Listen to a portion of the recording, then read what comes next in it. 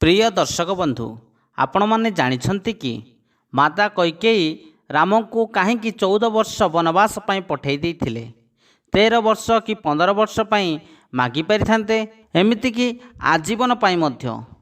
आसंतु जानिबा एहार रहस्य कौन। यह पूर्व आपड़ जदि आम चैनल नुआ आम चैनल को लाइक करंतु, शेयर करंतु, सब्सक्राइब बटन टी को दबाई दियंतु। दर्शक बंधु, कई कई कहते 14 वर्ष से सिंहासन रे जी बसिब तार मृत्यु हो बोली एक माता कैकेयी शुकपक्षी ठारू शुणी। तेणु राम को अर्थात प्रिय पुत्र को बचाइवाई से यहपरी उपाय करते। किंतु आउ गोटे कथा वाल्मीकि रामायण आद्य खंड लिखित अच्छी जे जदि कौन राजा 14 वर्ष पर तार सिंहासन हराए तेबे से सेठाकार राजा हेबार पदवाच्य नुहे।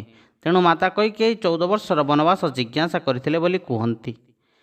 दर्शक बंधु, द्वापर जुगरे यार समय सीमा 13 वर्ष थिला।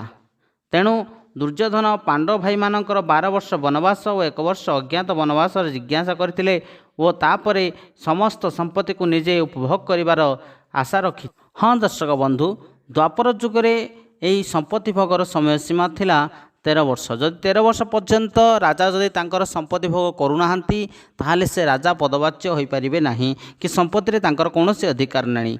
तेणु दुर्योधन पांडव भाई मानकर 12 वर्ष वनवास और 1 वर्ष अज्ञात वनवास जिज्ञासा करथिले। वर्तमान कलिजुगरे यार समय सीमा रही 12 वर्ष पर्यंत। जदि 12 वर्ष पर्यंत आपण आपणक जमी कौनसी अधिकार रखी नाहांती कि उपभोग करूना ता परवर्ती समय रे आपणकर जमी बोली आपण मध्य दाबी करिपारिबे नाही।